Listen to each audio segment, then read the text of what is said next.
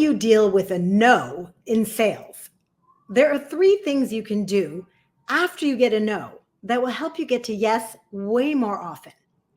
The three things are so essential to do every time you get a no, because otherwise you can really get demoralized. And we know that selling has no's in it. They're going to come, it's going to happen. So, how can we be ready for that? And what can we do after we get a no? The first one is something you should be doing everywhere in your life because we need to unpack when things go wrong, why they went wrong. The very first thing to do after you get a no is to figure out what was the exact point at which things started going south. You know how you're on a call or you're at a meeting and everyone seems excited and you're sharing what your company does and things are on a pretty good track. But at some point, it's almost like you can hear that soundtrack where it goes like, wah, wah, wah.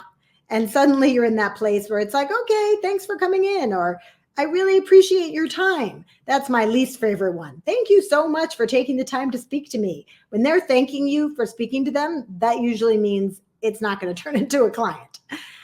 On our team, every time something goes wrong here at Million Dollar Women, we always press pause and look at exactly where did the problem happen.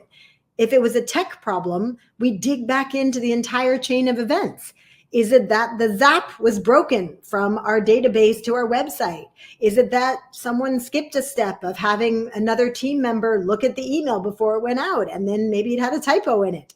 Did I forget to send something to someone on my team and therefore she didn't have the information she needed?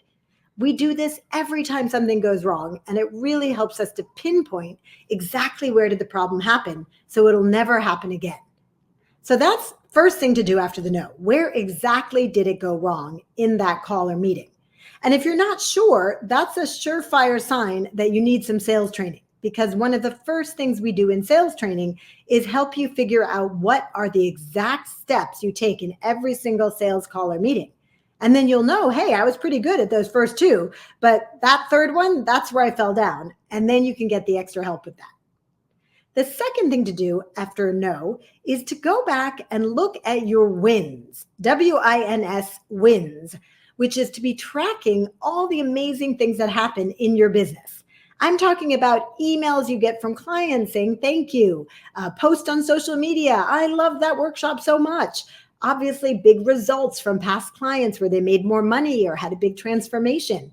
You need to be tracking all this in a note in your phone called wins.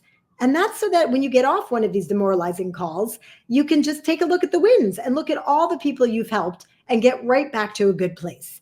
It's okay to feel down after you get a no. The question is, how long are you going to stay down?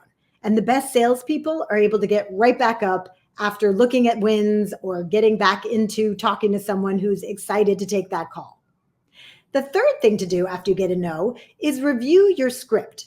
If you're getting on lots of sales calls or meetings, you should have a script that you're following every single time.